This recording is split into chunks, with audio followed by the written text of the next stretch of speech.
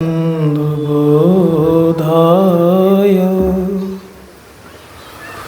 शिष्यसंतापहारिणी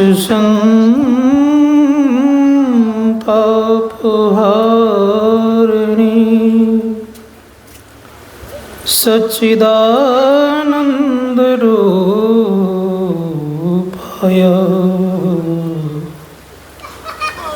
तस्मै श्री गुरुवे नमः। मंगलमूर्ति सतगुरु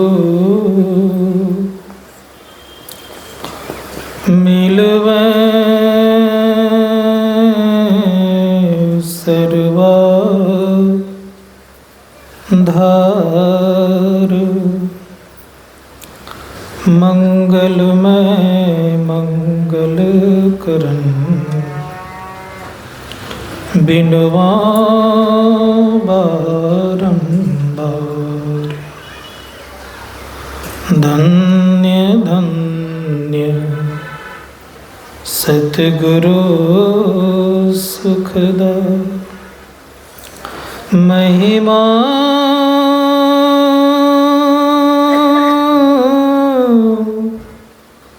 कहीं न जाए। जो कछु कहूँ तुम्हारी कृपा मोते कछु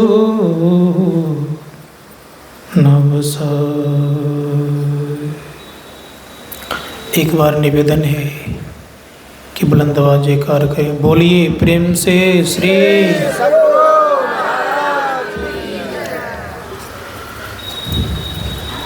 अनंत कोटि ब्रह्मांड के नायक सर्वक्षम स्मरणीय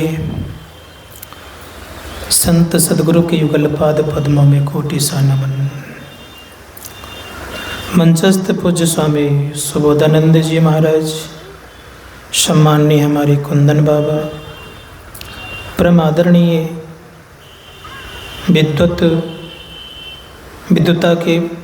विद्वता के धनी, विद्या के चोटी पर पहुँचे हुए महापुरुष हमारे आदरणीय नागेश्वर वैराजी जी, सम्माननीय हमारे प्रोफेसर लखन बाबू, मंचस्थ सभी महानुभाव, महात्मागण, समवेत समादरणीय सज्जनवृंद, आदरणीय माताओं तथा भक्तिमती बहनों।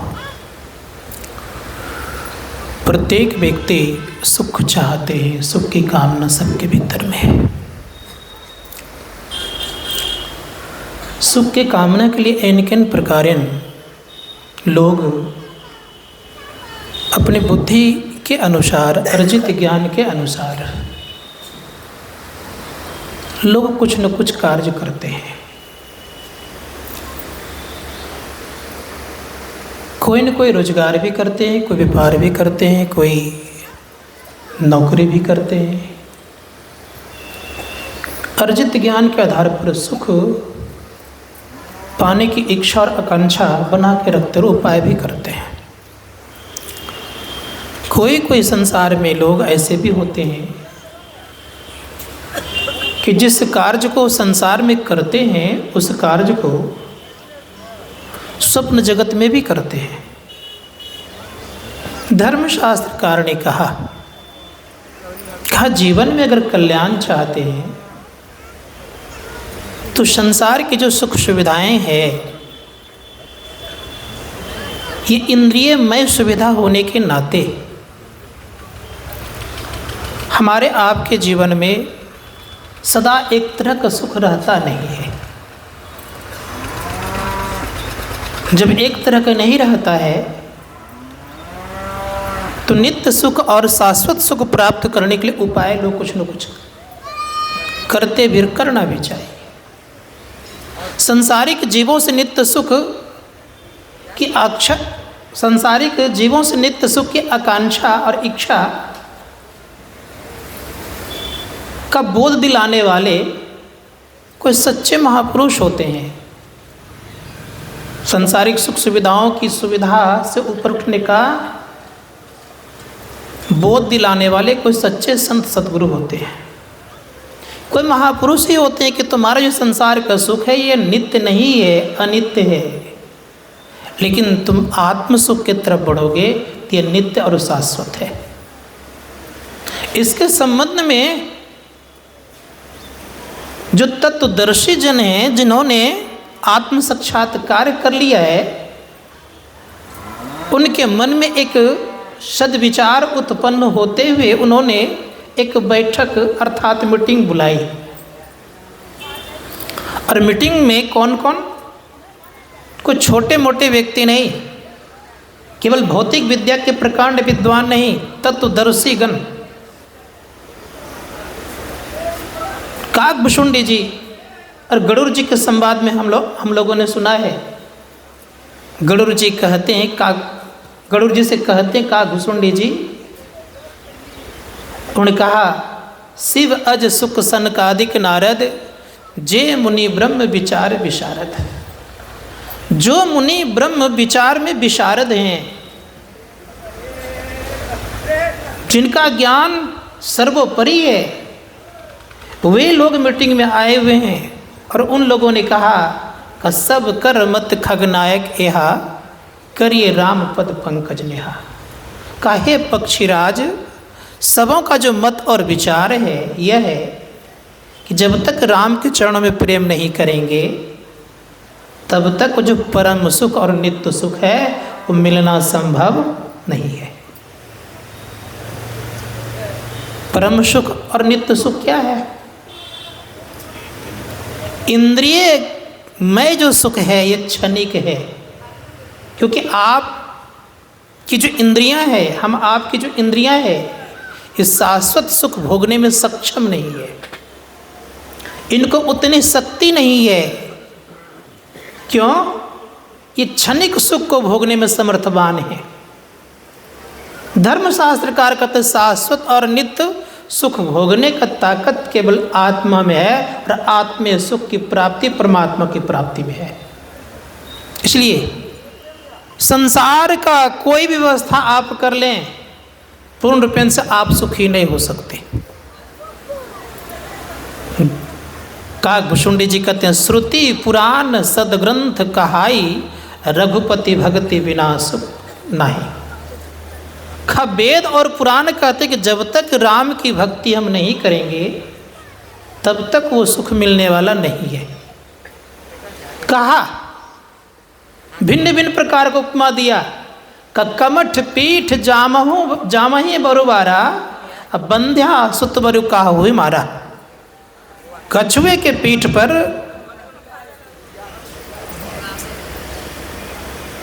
बाल जम आवे, समझिएगा कि होता नहीं हो जाए। कमठ पीठ जामही बरुबारा, बंध्या सुत बरु काहू ही मारा। बांझ को बेटा नहीं होता है, काम मान लिया जाए, किसी को मार दिया हो, मानने में क्या लगता है? मान करके तो मैथमेटिक्स पढ़ाते हैं, माना कि ABC एक त्रिभुज है, मानते तो हैं, मान कर पढ़ाते हैं, तो मानने में क्या लगा? काम मान लीजिए कि कछुए के पीठ पर बाल जम जाता है, अब बांझ का बेटा किसी को मार डालता है। कब फूल ही नव बरु बहु विधि फूला, अजीब न लह सुख हरि प्रतिकूला। का आकाश में भिन्न भिन्न प्रकार के फूल खिल जाए, खिलता नहीं है, क्योंकि धरती के बिना फूल खिल नहीं सकता, लेकिन का आकाश में खिल जाए। यहाँ तक कहा कि खरहे के माथे पर सिंह जम आवे, होता नहीं का हो जाए।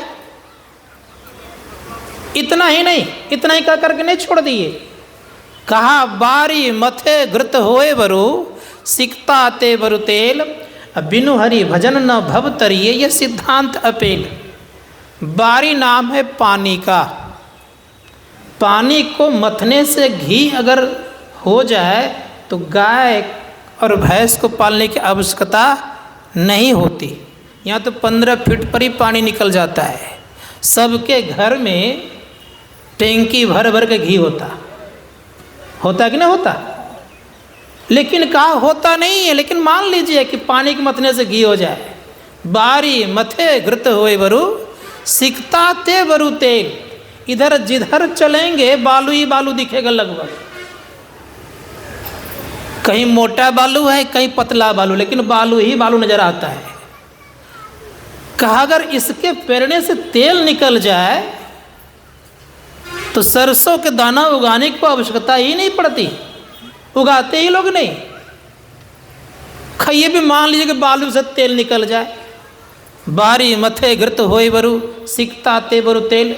लेकिन एक बात गोस्वामी जी महाराज करें कि ये बात मानने योग्य नहीं है। कहा क्या? खबारी मथे घृत होए बरु सिकता ते बरु तेल, अब बिनु हरि भजन न भव तरिए। यह सिद्धांत पेल।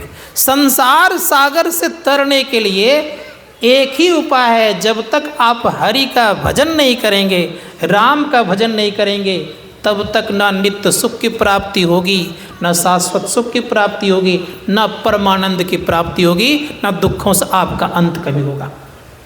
तो धर्मशास्त्रकार कहते हैं दुखों से अगर मुक्ति दुख से अगर मुक्ति चाहते हैं तो संत महात्मा गण कहते हैं कि हरि का भजन करना पड़ेगा। हरि का भजन क्या है? संत महात्मा गण कहते हैं कि भजन तो बहुत लोग करते हैं, लेकिन हरि का भजन क्या है? हमारे गुरुदेव कहते हैं गुरु हरि चरण में प्रीति हो, युग काल क्या करे, कछुवी की दृष्टि हो, जंजाल क्या करे। का जो हरि का और गुरु का भजन करेगा, जो हरि और गुरु के चरणों में प्रीति करेगा, प्रेम करेगा, उनको युग काल कुछ कर नहीं सकता। जिनकी दृष्टि कछुवी की तरह हो जाएगी, उनको संसार में कोई जंजाल कुछ नहीं कर सकता। अब संत महात्मा गण कहते हैं कि गुरु और हरि के चरणों में प्रीति कैसे होगी, प्रेम कैसे होगा, कैसे हम भक्ति करेंगे, किस तरह से भक्ति की जाए? संत महात्मा गण कहते हैं कि भक्ति तो सबको ही करते हैं, लेकिन भ्रम जाता नहीं है। भक्ति तो सबको ही करे, भ्रमना ना टरे, डरता नहीं है। इस धर्मशास्त्रकार कहते हैं कि कैसे भक्ति की जाए? भज धातु में कितने प्रत्यय लगा है जिसका अर्थ होता है सेवा। किनकी सेवा? उस परमात्मा को तो हम इस आँख से देख नहीं पा रहे हैं। उनको न हाथ है, न पैर है, न मुंह है, न माथा है। किस तरह उनकी सेवा करेंगे? गोस्वामी जी महाराज कहते बिनु पग चले सुनई बिनु काना, करते कर्म करे विधि नाना, आनंद रहित सकल रस भोगी, बिन बानी बक्ता बड़ जोगी। कहा पैर भी नहीं है, वो चलते हैं, हाथ नहीं है, फिर भी सब काम करते हैं, मुख नहीं है लेकिन बहुत बढ़िया बोलना जानते हैं, कान नहीं है फिर भी वो सुनते हैं।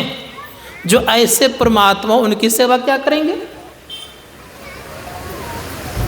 धर्मशास्त्रकार कहते हैं उनकी सेवा करने के लिए क्या करना होगा, क्या उपाय है? तो इसके संबंध में गुरु नानक देव जी महाराज कहते हैं ऐसी सेवा सेवकू करे, जिसका जी तिसु आगे धरे। का ऐसी सेवा हो जाए कि जैसा जीव था वैसा मैंने परमात्मा को लौटा दिया।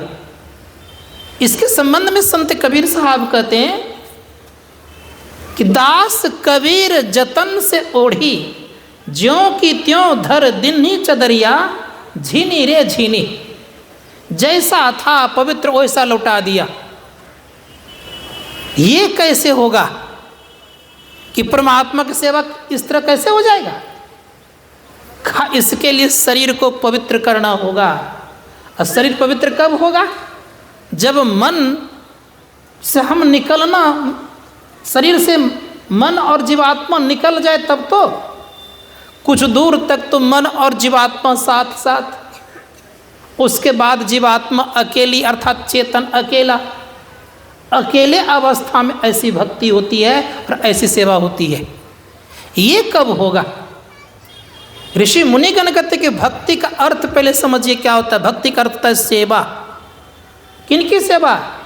उस परमपिता परमात्मा की सेवा करना तो दूर, पहले हम क्या करें? तो जो अभावग्रस्त है उनकी तो सेवा कर लें। अभावग्रस्त व्यक्ति अगर कोई कपड़े से अभावग्रसित हैं तो उनको कपड़े, तो उनकी सेवा हो गई। कोई भोजन से अभावग्रसित है, उनको भोजन करा दिए, उनकी वो सेवा हो गई। कोई जल पीने के प्यासे हैं, जल पीने की उनकी इच्छा हो रही है, उनको आपने जल पिला दिया तो उनकी वो सेवा हो गई। लेकिन परमात्मा को तो कोई इच्छा ही नहीं, उनकी कैसे सेवा करेंगे? संत महात्मा गण के तो उनकी सेवा केवल है कि जैसा था वैसा लौटा देना। कौन जैसा था? आप परम पवित्र थे, लेकिन संसार में आकर के हम अपवित्र हो गए हैं। अगर साधना के द्वारा अगर हम पवित्र हो जाते हैं तो ये पूर्ण सेवा हो जाएगी, पूर्ण भक्ति हो जाएगी, आपको परम सुख की प्राप्ति होगी। तो संत महात्मा गण कहते भक्ति कीजिए। कबीर साहब ने कहा भक्ति जानते हैं क्या है? का भक्ति एक निशानी अर्थात सीढ़ी है। भक्ति निशानी मुक्ति की, संत चढ़े सब धाय, जिन जिन मन आलस किया जन्म जन्म पछताए। धर्मशास्त्रकार ने यहाँ तक कहा कि सीढ़ी भक्ति तो है, लेकिन कहाँ से भक्ति की शुरुआत की जाए और किसको भक्ति कहते हैं? आदि शंकराचार्य जी महाराज कहते हैं कि भक्ति क्या है इसको जानना चाहिए। उनके बारे में उन्होंने कहा आत्मानुसंधानम भक्तिरित्य भी धीयते। आत्मा के अनुसंधान करते हैं तो भक्ति कहलाती है। महर्षि रमन ने कहा कि तुम सेवा की बात कर रहे हो, सेवा क्या जानते हो? महर्षि रमन कहते हैं you know yourself, this is greatest service you can give to the world. उन्होंने कहा कि क्या सेवा है? का अपने आप को जानो, तो सबसे बड़ी सेवा होगी, तब तुम संसार को दे सकते हो। You know yourself, this is greatest service you can give to the world. संसार को आप दे सकते हैं, अन्यथा पहले नहीं। तो अपनी सेवा कब होगी? मैं इस बात से सदैव सबों को कहने का करता हूँ प्रयास कि सबसे बड़ी पूजा है अपने आप को जानना। और जो अपने आप को जान लेता है वो भगवान को भी जान लेता है। जो अपने आप को नहीं जान पाता है वो भगवान को भी नहीं जान पाता है। इसलिए आपने सुना होगा खुद को जान लो तो खुदा को जान लोगे। तो कैसे खुदा को जाना जाता है? क्या उपाय है? पूज्य गुरुदेव कहते कि सुनो, जानने को उपाय पहले ये जानो कि तुम हो कहाँ। कहाँ हम लोग हैं? सब कोई जानते हैं कि हम लोग अंधकार में पड़े हुए हैं। गोस्वामी जी महाराज कहते हैं कि भक्ति की शुरुआत कहाँ से की जाती है? भक्ति का प्रारंभिक स्थिति क्या है? तो गोस्वामी जी महाराज ने कहा 13 से 3 अवस्था तजहूँ भजहूँ भगवंत, मन क्रम वचन अगोचर, व्यापक व्याप्त अनंत का 3 अवस्था से ऊपर उठिए। चौथी अवस्था से भक्ति प्रारंभ की जाती है। लक्ष्मीपति गोसाई जी महाराज इसी मिथिलांचल में हो गए थे, अर्थात सहरसा जिला में एक महेशी जगह है, वहाँ पर बनगांव भी उसको कहते हैं लोग, का वहाँ पर हो गए थे। उस बनगांव में उन्होंने काफ़ी साधना की। कैसे साधक थे?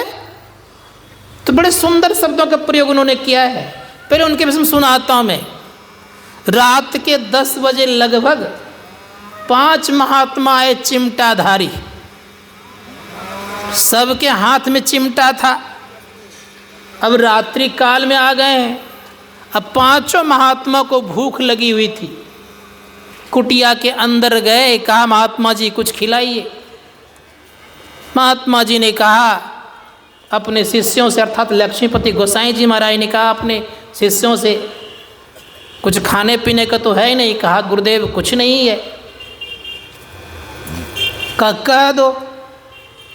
कहा कि अभी रात में कुछ खाने पीने का नहीं है। जैसे का कुछ खाने पीने का नहीं है, तो पांचों महात्मा चिमटा दिखाने लग गए। अगर नहीं खिलाओगे, देखते हो चिमटा। लक्ष्मीपति गोसाई जी महाराज कहते बिना ही खाए मानेगा नहीं। कहा महाराज कुछ है नहीं, क्या खिलाऊं? कहा तुम्हें खिलाना पड़ेगा, खीर खिलाना पड़ेगा। इस क्षेत्र में खीर की बड़ी प्रधानता है, कुछ हो या ना हो खीर जरूर खिलाएंगे आपको। तो परिणाम ये होता है, लक्ष्मीपति जी गोसाई जी महाराज ने कहा कि देखो खीर की बात कही गई है, न चावल है, न दूध है, न चीनी है। और चावल, दूध और चीनी के बिना खीर तो बनता नहीं है। तो कहा क्या क्या उपाय किया जाए? तो लक्ष्मीपति गोसाई जी महाराज कहते मानेगा नहीं, ये चिमटाधारी महात्मा है, 2-4 चिमटा लगा देगा। कहा एक काम करो, चूल्हा को जलाओ और गड्ढा में जो पानी पड़ा उसको उसमें डाल दो। गड्ढा में पानी पड़ा हुआ था, चूल्हा को जलाया और गड्ढा का पानी निकाल कर हंडी में डाल दिया। कहा चावल नहीं है, क्या किया जाए? कहा कोई उपाय नहीं है, रोड पर जो बालू देखते हो ना, एक सूप डाल दो उसमें। रोड पर का बालू एक सूप डाल दिया उसमें, आँच लगाया, कुछ देर के बाद खीर तैयार हो गया। पांचों महात्मा को बिठाया, भरपेट खिलाया। और जब भरपेट खिलाया तो खिलाने के बाद भोजन जब कर लिया तो आराम किया सब के सब। सुबह नींद भी रात में बड़ी अच्छी आई। खीर जब खाते तो नींद अच्छी आती ही है, तो परिणाम ये हुआ कि नींद अच्छी आई। सब के सब उठ गए, सब ने हाथ में कमंडल लिया। और उस समय शौचालय घर में तो था नहीं, सब कोई बाहर जाया करते थे। तो सब के सब बाहर जब जाने लगे तो सब के पेट से बालू निकलना प्रारंभ हो गया।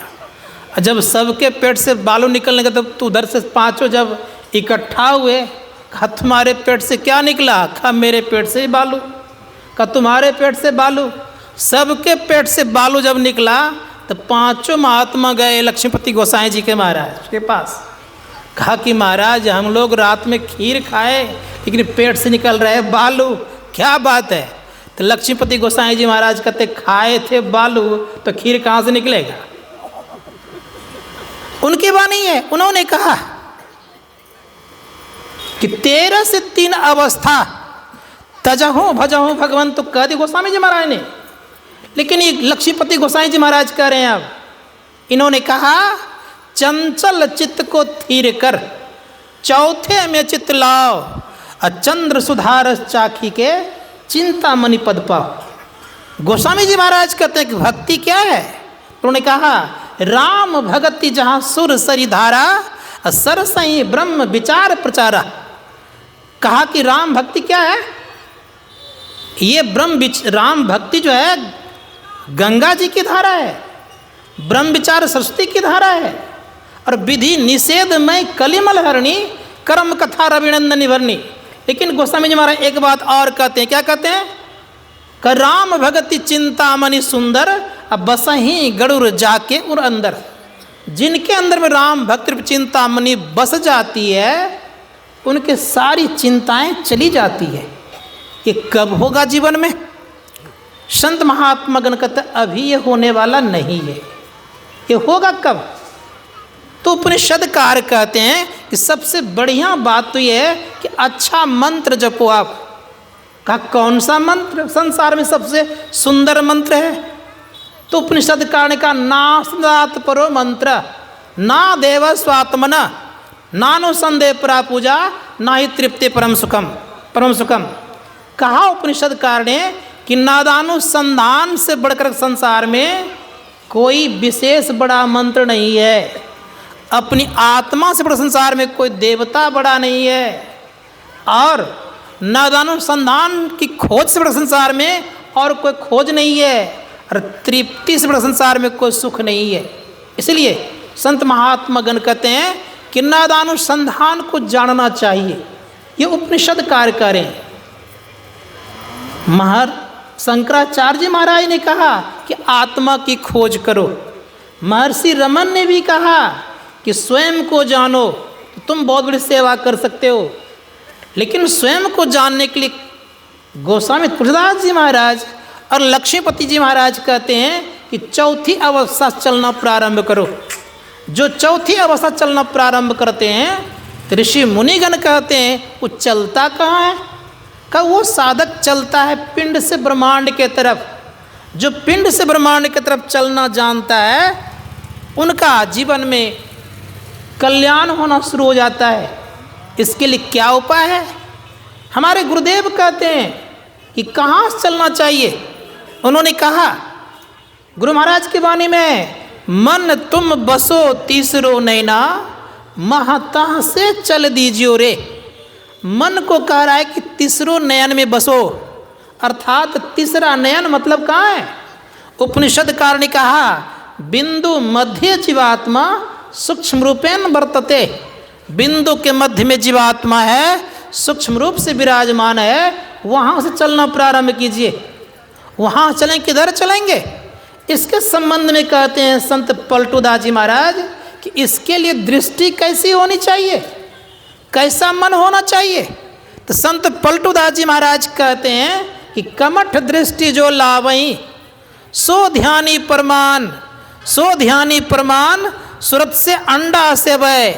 आप रहे जलमाई, सूखे में अंडा देवे, जस पनिहारी भरे कलश मार्ग में आवे, कर छोड़े मुख वचन चित्त कलसा में लावे, फनी मनी धरे उतारी आप उचरने के जावे, गाफिल ना पड़े मनी माही रहावे, पलटू सब कारज करे, सुरत रहे अलगान, कमठ दृष्टि जो लावही, सो ध्यानी प्रमाण।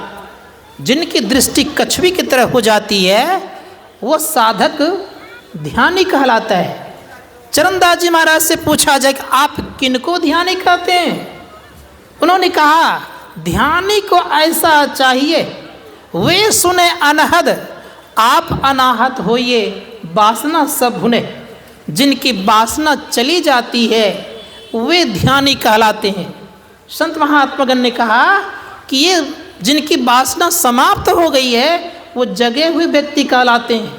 गोस्वामी जी महाराज कहते हैं जानिए जीव तब ही जग जागा, जब सब विषय विलास विरागा। जिनके जीवन में कोई विलासता पूर्ण जिंदगी नहीं रहती, उनके अंदर से वासना चली जाती है, वो जीव जगा हुआ कहलाता है। उनकी स्थिति कैसी रहेगी? धर्मशास्त्रकार ने कहा वो जहाँ जहाँ जाएंगे, जहाँ जहाँ डोलूं सो परिक्रमा, जो कुछ खाओ पियो सो पूजा, गिरह उजाड़ एक सम लेखो, भाव मिटाओ दूजा। उनके जीवन की भावनाएं चली जाती है। इसलिए कहना चाहूँगा कि अंतर की साधना कीजिए। हमारे पूज्य गुरुदेव कहते हैं कि भक्ति भी करना है तो कौन सा?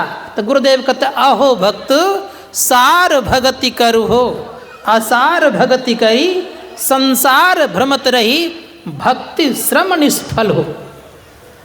जब तक हम लोग सार भक्ति नहीं करेंगे तब तक जो भक्ति होगी ये भक्ति कैसी होगी?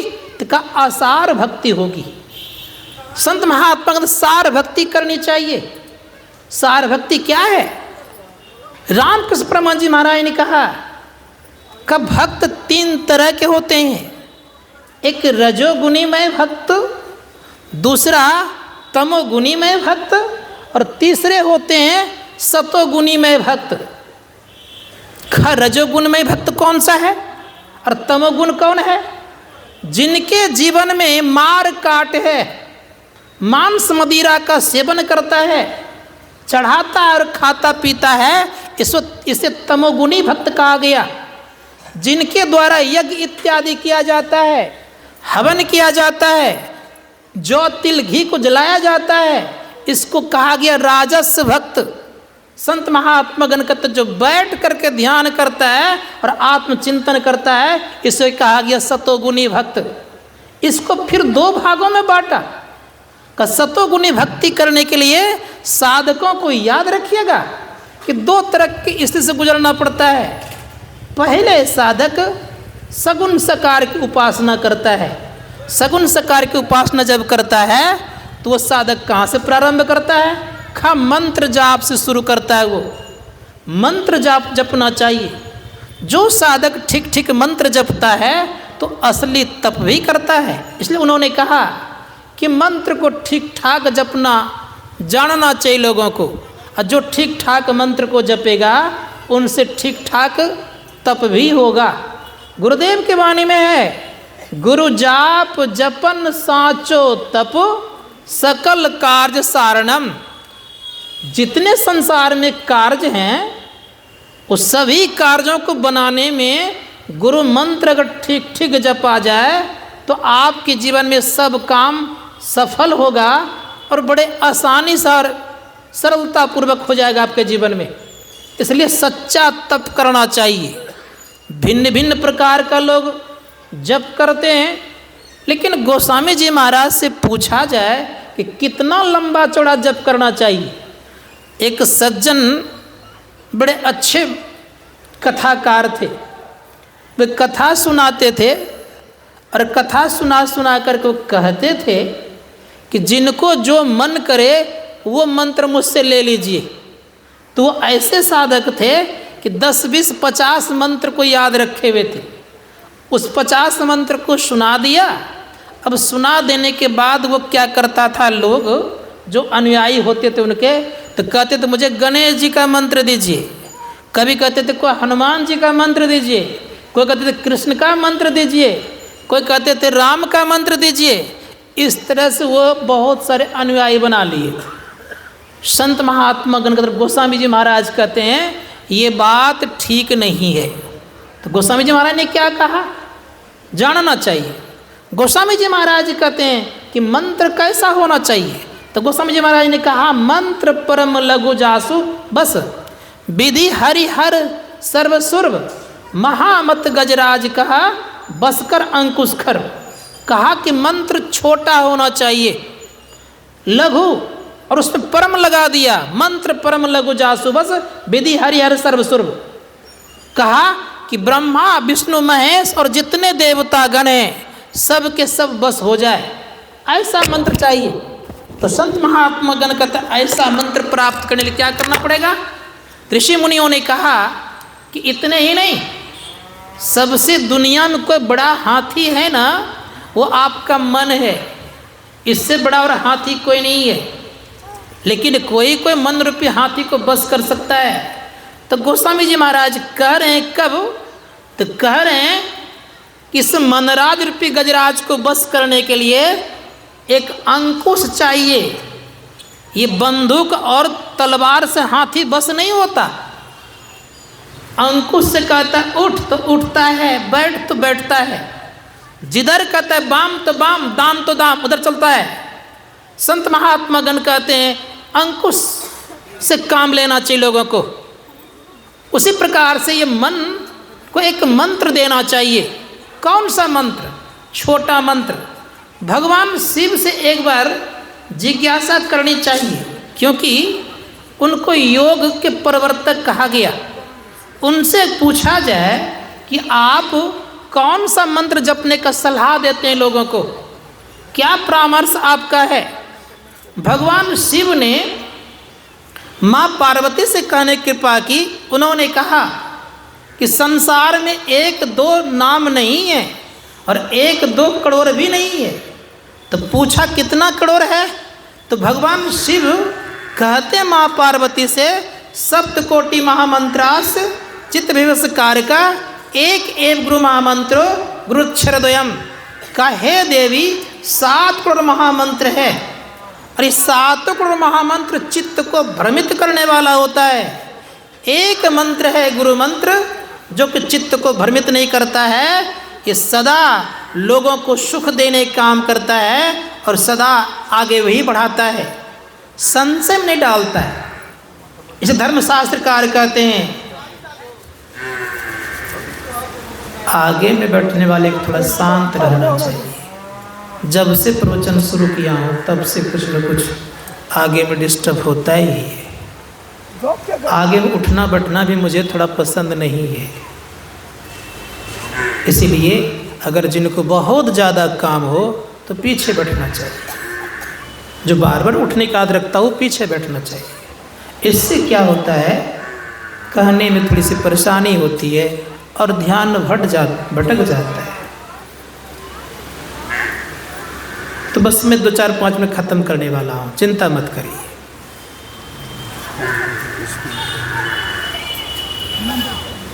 तो मैं कह रहा था कि मंत्र को जपिए। जब ठीक ठीक मंत्र को जपेंगे तो आपका क्या होगा? तो मंत्र ठीक ठीक जपने से चित्त की शुद्धि होगी। सबसे पहले मंत्र के जपने से मन का शुद्धि होता है और गुरु मूर्ति का ध्यान करने से चित्त की शुद्धि होती है। इसलिए मंत्र जपिए। मंत्र में बहुत ताकत है। मंत्र को ठीक ठीक जपा जाए तो असिद्धियाँ भी प्राप्त कर सकते हैं। मंत्र को अगर ठीक ठीक जपा जाए तो किन्हीं व्यक्ति को बस भी कर सकते हैं। यहाँ तक उस मंत्र से ब्रह्मा, विष्णु, महेश तक बस हो सकते हैं। कुंती का नाम सुने होंगे आप लोगों ने। माँ कुंती को एक मंत्र दिया था दुर्वासा ऋषि ने। उसी मंत्र के सहारे से किनको किनको नहीं बुलाया? धर्मराज को बुला लिए, उनसे उनको युधिष्ठिर जी हो गया। पहले तो सूर्य को बुलाया तो कर्ण हुआ, फिर उसके बाद पवन पुत्र को बुला लिए, भीम हुए। इंद्र को बुलाया, अर्जुन हुआ। अश्विनी कुमार को बुलाए तो सहदेव और नकुल हुए। संत महात्मा गण कहते हैं कि एक मंत्र को उन्होंने सिद्ध किया था, अनेक नहीं। उसी एक मंत्र से सबको बुलाने की क्षमता वो रखी हुई थी। इसीलिए एक मंत्र को सिद्ध करना चाहिए। जो कोई कहते हैं आज के युग में कि लक्ष्मी चाहिए तो लक्ष्मी का मंत्र जपिए, आपको शक्ति चाहिए तो शक्ति का मंत्र जपिए, आपको विद्या चाहिए तो सरस्वती का मंत्र जपिए। ये कहने वाला बहुदेवी उपासक कहलाते हैं। बहुदेव उपासक कहलाने वाले का याद रखिएगा कभी कल्याण नहीं होता। वो सब दिन संशय में पड़ा रहता है। इसलिए एक मंत्र को सिद्ध करना चाहिए। जो एक मंत्र को सिद्ध कर लेगा उनका जीवन सुनिश्चित सार्थक हो जाएगा।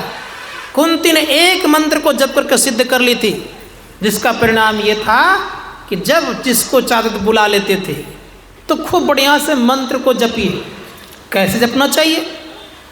तो संत कबीर साहब कहते थे, सुनो जी कैसे जपा जाता है। इन्होंने कहा, मंत्र जपो जी ऐसे तैसे, ध्रुव प्रहलाद सुदामा जैसे। खा मंत्र को अगर जपना है तो जिस प्रकार से ध्रुव, प्रहलाद और सुदामा ने जपा वैसा मंत्र जपिए। कहीं इतना ही कह करके नहीं छोड़ दिए। यहाँ तक कहा कि मंत्र जपते जपते ऐसी स्थिति हो जाती है कि रोम रोम खिल जाता है। और मंत्र जपते जिनको पुकारते हैं वो सामने दौड़े दौड़े आ जाते हैं। इसीलिए मंत्र को बढ़िया जपना चाहिए। अर्जुन गया था भगवान श्री कृष्ण से मिलने के लिए, तो उनको दिया गया अतिथिशाला में। जब अतिथिशाला में दिया गया तो विश्राम करने लग गए। अब विश्राम जब करने लगे तो उनके रोम रोम से हे कृष्ण की आवाज़ निकलती थी। इतने में नारद जी आ गए। नारद जी देखते हैं कि भगवान के नाम को जपे जा रहे हैं तो बीना बजाना शुरू कर दिए। बीना की तान को सुन करके भगवान शिव आ गए तो डमरू बजा दिए और नाचने लग गए। इतने में ब्रह्मा जी आ गए। ब्रह्मा जी देखते हैं कि इतना सुंदर ही गुणगान कर रहे सोने अवस्था में, तो लग गए चारों मुख से वेद पढ़ने के लिए। और जब चारों मुख से वेद पढ़ने लग गए तो भगवान श्री कृष्ण आकर के उनको पाँव दबाने लग गए। संत महात्मा दम ये है मंत्र में। इसलिए धर्मशास्त्रकार कहते हैं कि खूब बढ़िया से मंत्र को जपना चाहिए। जो साधक ठीक ठीक मंत्र जपेगा तो उनका बहुत भला होगा। एक माई थी,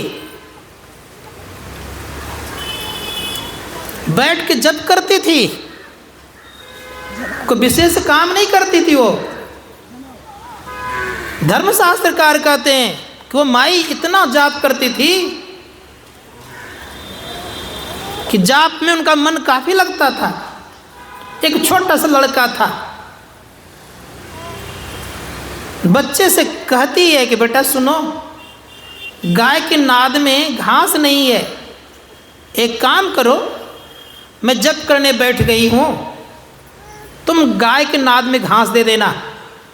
कई दिन का पड़ा हुआ घास था, उठाया ऐसे करके उसमें कि विषधर सांप छिप करके बैठा हुआ था, उसको दंश कर लिया। जैसे दंश कर लिया वहीं पर वो गिर गया। गिर जाने के बाद माँ तो जप करने बैठी हुई है।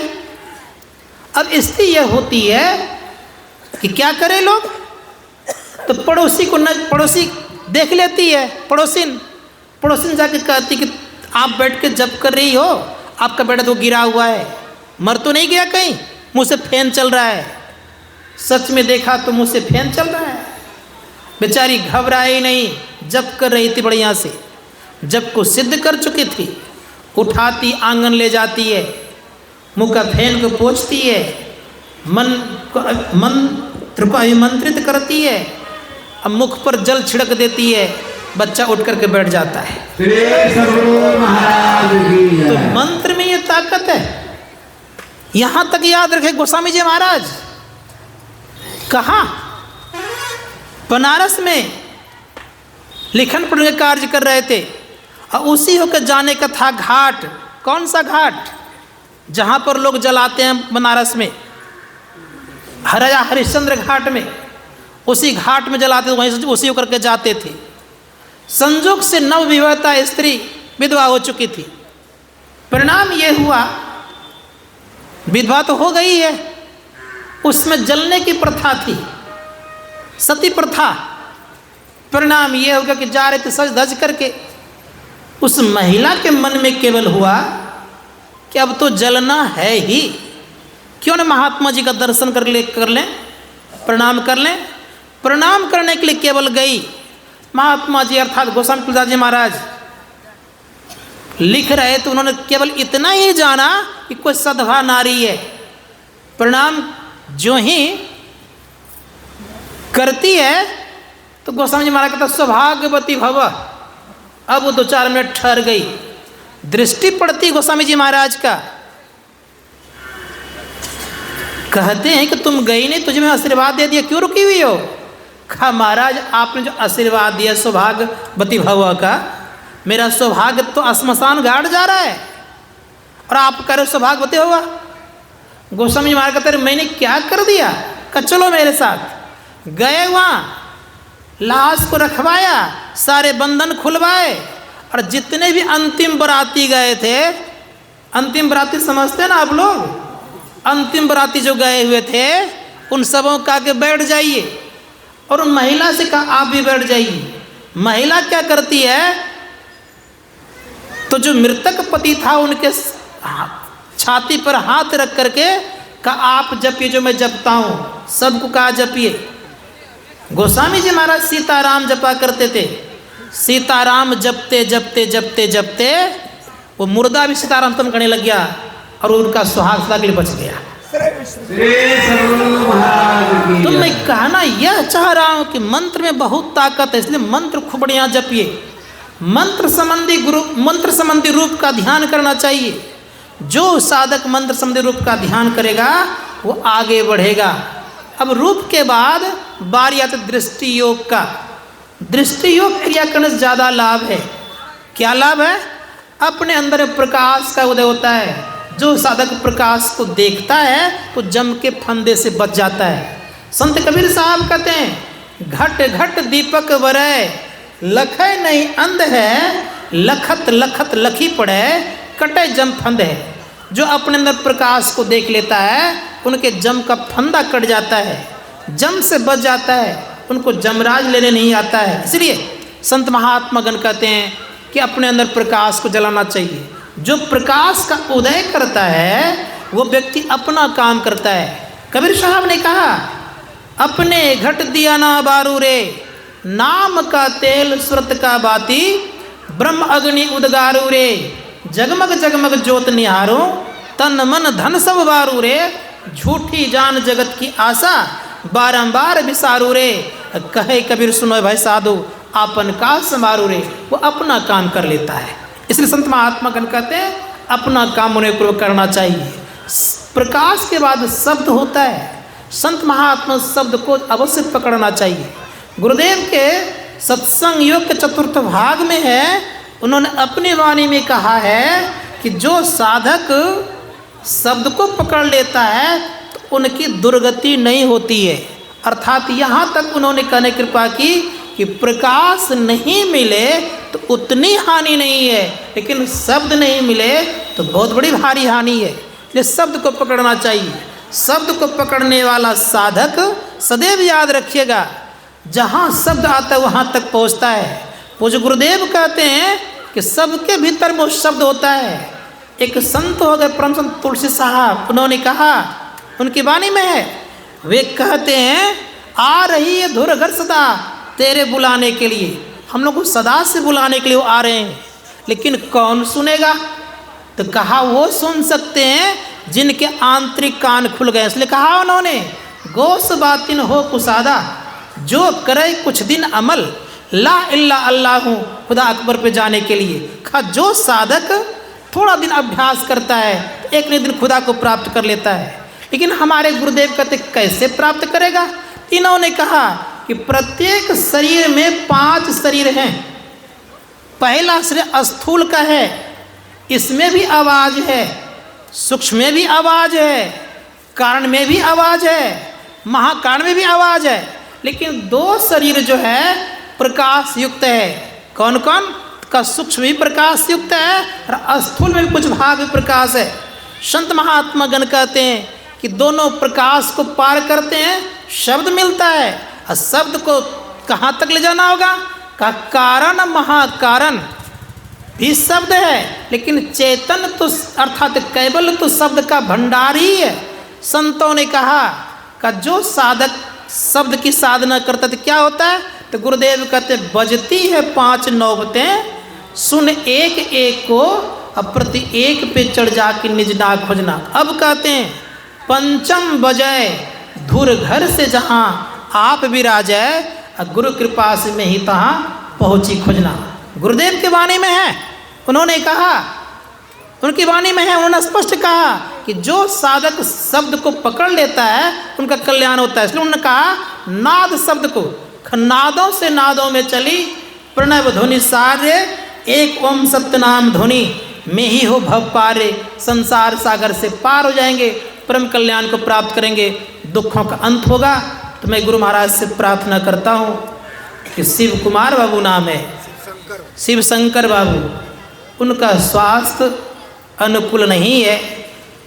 मैं सभी सभासदों की ओर से, सभी सत्संग भाई और साधु महात्माओं की ओर से गुरु महाराज से प्रार्थना करता हूँ कि वो धीरे धीरे स्वस्थ हो, साथ ही साथ पूरा परिवार स्वस्थ रहे, संसार में बढ़े हुए हैं और बढ़े, विद्या भी हासिल करे, सत्संग में मन लगा के खूब मनोपूर्वक करे और भजन के प्रति प्रेम दिनों दिन बढ़े। इन्हीं शुभकामनाओं के साथ, और माता जी को बहुत बहुत धन्यवाद और शुभकामना है कि इन्होंने मुझे कहा कि आपको आना ही पड़ेगा। मेरा मन तो कर रहा था कि कभी कभी कह दूं कि 7 दिन बहुत लगता है, इसलिए कुछ कम कर दिया जाए। तो इन्होंने कहा कि नहीं, 7 दिन ही करूंगी, चाहे जो होगा देखा जाए। मैं कहा ठीक है। तो 7 दिन उन्होंने बेड़ा पार उठाया, बेड़ा उठाया, बेड़ा पार भी लग गया, बेड़ा उठाया तो बेड़ा पार भी लग गया। तो मैं गुरु महाराज से प्रार्थना करता हूँ कि जिस तरह इनकी इच्छा मन में है वो इच्छा की पूर्ति हो, क्योंकि ये जो सत्संग यज्ञ है, ध्यान भी और सत्संग दोनों है, इसको महायज्ञ कहा जाता है। इस यज्ञ से संसार में कोई यज्ञ होता नहीं। तो मैं गुरु महाराज से प्रार्थना करता हूँ कि इन लोगों का सभी मनोरथ पूरे हुए। और आप लोग जो आए, आज ही लगता है कि कुछ लोग आए हुए हैं, नहीं तो लगता था उधर 6 दिन तो कुछ कम ही लोग हैं, यहाँ पे लगता ही नहीं तक अचरा में लोग हैं। आज लगता है कि लोग लगता है कुछ न कुछ। तो आप लोगों के लिए बहुत बहुत धन्यवाद और शुभकामना है। गुरु महाराज से प्रार्थना करता हूँ कि दिन दुगुना रात चौगुना के माते सबको बढ़े और भक्ति में सबको आगे हुए। इन्हीं शुभकामनाओं के साथ 1 मिनट के लिए मैं गुरु महाराज से पुनः प्रार्थना करता हूँ मौन रूप में, जो कि शिव शंकर बाबू को ये उनको मुख्य रूप से लगे। 1 मिनट मौन होकर प्रार्थना करें गुरु महाराज से स्वास्थ्य के लिए। बोलिए प्रेम से श्री सद्गुरु।